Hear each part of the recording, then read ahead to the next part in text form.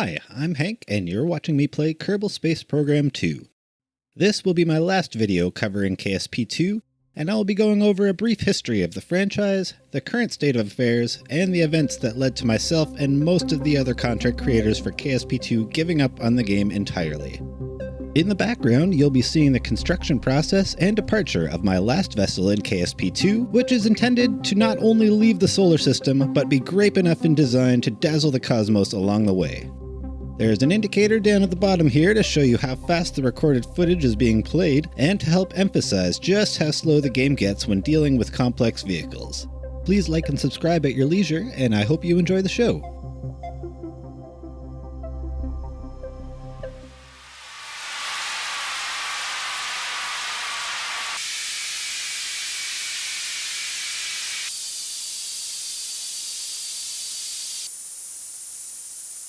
What is KSP? A longtime gamer and friend of mine asked me this recently when I mentioned it in passing. As a fan of the game, that hurt to hear, because I think the game is such a unique masterpiece it should be world-renowned. To give a proper answer, Kerbal Space Program is a game where you build planes and rocket ships and then fly them to new places. Like many games, there's a campaign, a tech tree, resources, and currency. Instead of a traditional antagonist, the player competes against gravity, atmospheric drag, heat, and distance while using limited resources in order to reach planets, moons, and comets. Progressing in the game requires exploration and doing science experiments to unlock elements of the tech tree and explore even further. Kerbal Space Program simulates realistic orbital mechanics and movement in a 1 to 10 scale version of our solar system. Earning its overwhelmingly positive rating on Steam with nearly 100,000 reviews, Kerbal Space Program teaches the player about how and why spacecraft work the way they do, and lets them face many of the same real-world challenges as today's space agencies. KSP is an unparalleled teaching tool in its ability to let the player learn and experiment with how our universe actually works while keeping it simple enough to understand. Everything in the game is in motion: planets, moons, ships, stations, satellites, even debris. And every piece of technology is based on a real-world counterpart. It provides education and entertainment far past its endgame, to the point where people continue to play and make mods for it over a decade later.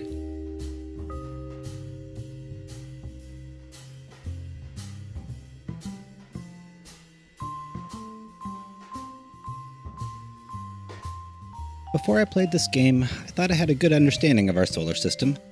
I knew the planets orbit the sun, the moon the earth, and that they all have gravity. I saw examples, orbits on bedsheets with balls and weights. I put quarters in the big basin at the mall. I watched them spiral down more slowly the more momentum they started with. I knew objects in motion stay in motion. I knew about vacuums, atmospheres, drag. I knew how planes worked. I knew how thrust worked. I watched tons of sci-fi. I thought I was pretty well-rounded in the subject. But Kerbal Space Program was an epiphany. No YouTube video or lecture can open your eyes about space in the same way you'll experience by doing it. If you've ever wondered why modern spaceships still have detachable parts, play KSP. If you've ever wondered why rockets take off vertically and then tilt sideways, play KSP.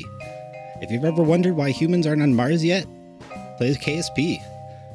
If you've ever wondered what happened to the Bioshock series, well, keep watching. I promise it's related. From clicking together a simple rocket with a seat on it to learning more advanced maneuvers like gravity assists, Kerbal Space Program taught me the how and the why of the world above me. Because it changed us so much, most of us were blinded to the fact that a sequel could be anything but a good idea. What is KSP2? In August 2019, Take-Two Interactive's private division publishing branch announced a sequel was being developed. The game was not assigned to the original team, but to the newly branded Star Theory Games, formerly Uber Entertainment, who previously worked on Monday Night Combat and Planetary Annihilation Titans series. With this announcement, they released a cinematic trailer showcasing many elements of the original game, as well as colony building and interstellar travel.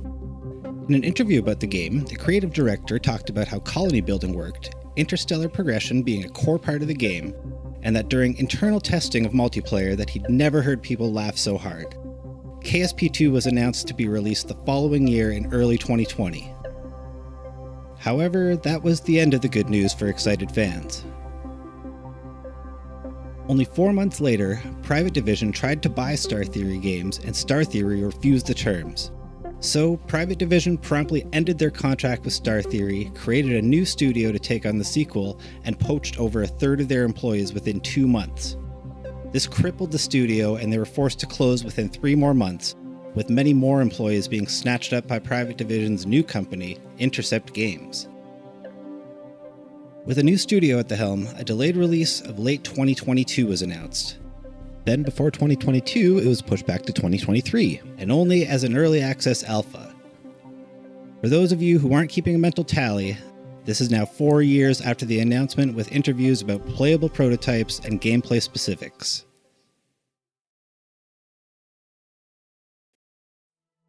In February 2023, KSP2 Early Access released on Steam and was met with mixed reviews.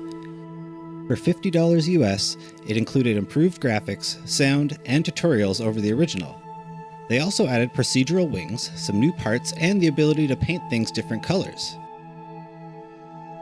However, there were many features from the original that were absent. From ship components to navigation planning mechanics and even critical game mechanics such as heat on re-entry, they simply weren't there. The game had no tech tree, no currency mechanic, no campaign, no way to progress. It was a sandbox version of the game with a literal fresh coat of paint and half the features. But aside from being a stripped-down version of its predecessor, there were also an endless assortment of bugs, including those that would corrupt save files and backups. Rockets wobbled like worms, symmetry was broken, entire continents teleported to space, even the main menu had issues. On top of all of this, it ran very poorly across all hardware configurations. Recommended system specs included an RTX 3080 or an RX 6800 XT, both of which were very expensive cards at the time. But the game still ran on low frame rates and even better hardware than it asked for. Even with all the bugs, crashes, lack of optimization, missing features, the game was visually stunning, and it gave off the appearance of a true next-generation successor to KSP. Many fans of the series forced onwards to try to make the best of it. I had some good times building things in the sandbox. We had something, and half of us believed the experience would only improve. Even if I was only getting 3 frames per second, editing exists. Why not start making content? Just wait a few months for the bugs to get patched.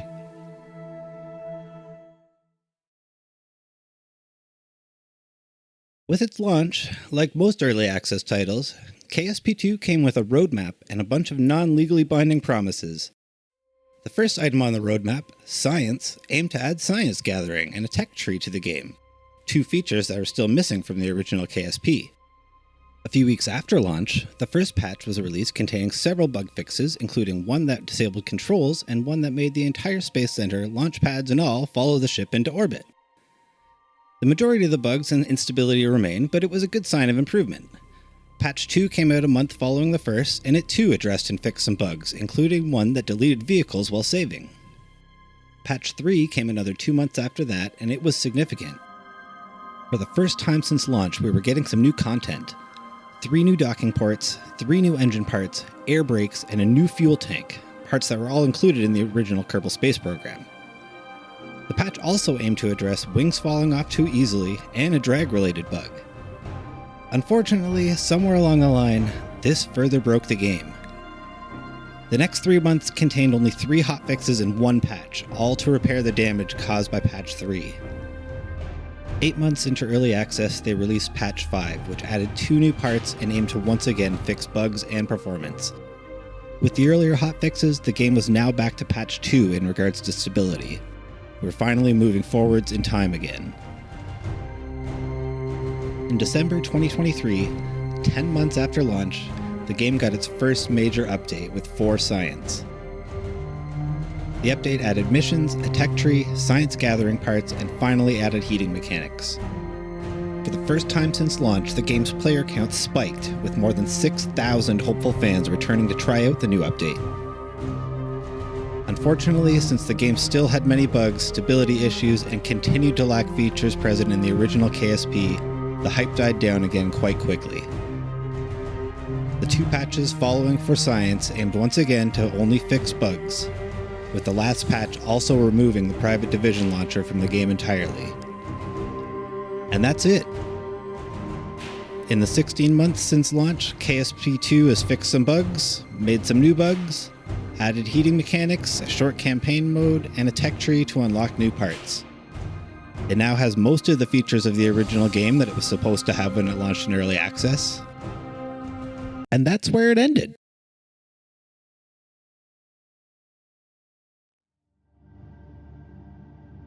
On April 29th, 2024, a notice went public that the entire Intercept Games studio was being closed and all its workers were being laid off in 2 months' time. This is a mandatory notice required by the state of Washington for the permanent closure of a business this size. Since the notice went public, none of the staff at Intercept Games have made a public statement. A post the following day from the Kerbal Space Program X account reads, "We're still hard at work on KSP2. We'll talk more when we can." After the layoff announcement, the president of Take-Two, Strauss Zelnick, was asked about it. He said, "We didn't shutter those studios, to be clear." So why the worry? Why is everyone making KSP2 is dead videos? When asked about another beloved franchise that Take-Two owns, Bioshock, back in 2014, Zelnick said this: "We think it's important, certainly something that we're focused on, something 2K Marin will be responsible for shepherding going forward." The problem with this is that literally everyone at 2K Marin had already been laid off 6 months earlier, and the studio didn't actually exist anymore. That's right, Zelnick already claimed that a studio with 0 employees is hard at work on an important project that his company is focused on. Bioshock is a massive IP. It's much larger than Kerbal Space Program has ever been. And if they can get away with it once, they'll do it again. Going by the precedent set by the president of the company, KSP2 could be developed by a similar ghost studio of 0 employees for the next decade or longer.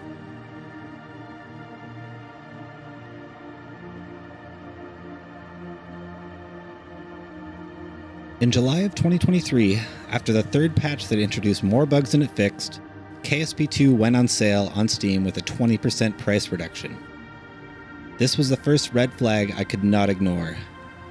Up until this point, all I knew was that the game was backed by a gigantic publisher and had a clear roadmap that hit some hiccups along the way.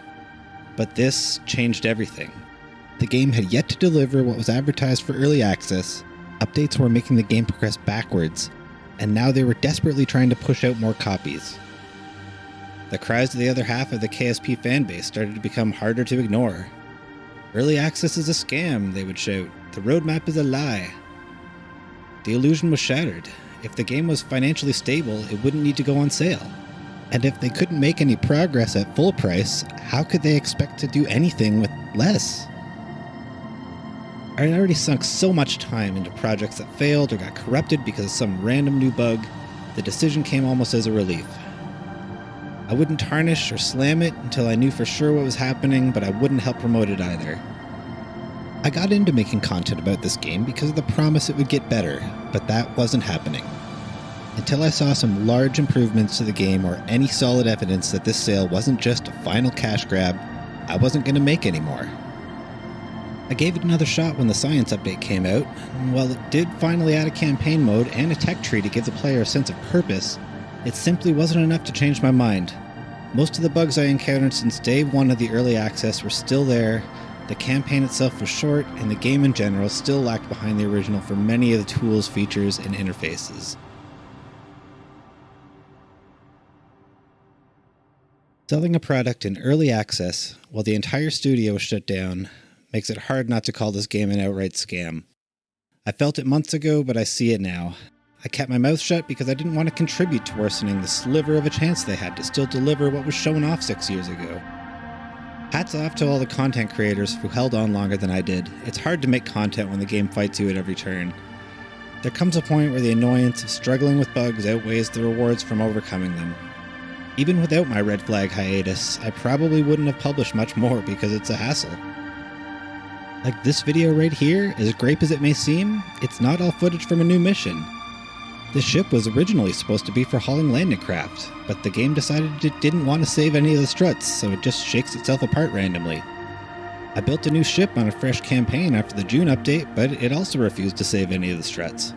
So instead of doing it all again with the same old bugs and expecting the same results, I went back to this old juiced up monstrosity and I strapped 33 more Kerbols to it. A game about building rockets made me want to skip building another rocket. KSP2 is dead. It's over. It's Kerbover. It's Jebover. The studio's closed. Take-Two tried to sell the franchise to Paradox Interactive and failed. Private Division pulled its launcher out of the game. Unless Take-Two can find another buyer, which could take decades if we use Bioshock as an example, KSP2 will never become a true KSP sequel and remain forever as a sloppy, bug-ridden remake. The Kerbols and I are tired of waiting for Godot, and so we're going to join the other content creators and venture off together on a new voyage, out of this game and into the Grape unknown. Thank you to everyone for sticking around and watching my last KSP2 mission. I've been cooking up some new projects in the background, so make sure to subscribe if you want to see what I've been up to. Until then, please enjoy these clips from some of my abandoned KSP2 projects, and I hope to see you all again soon.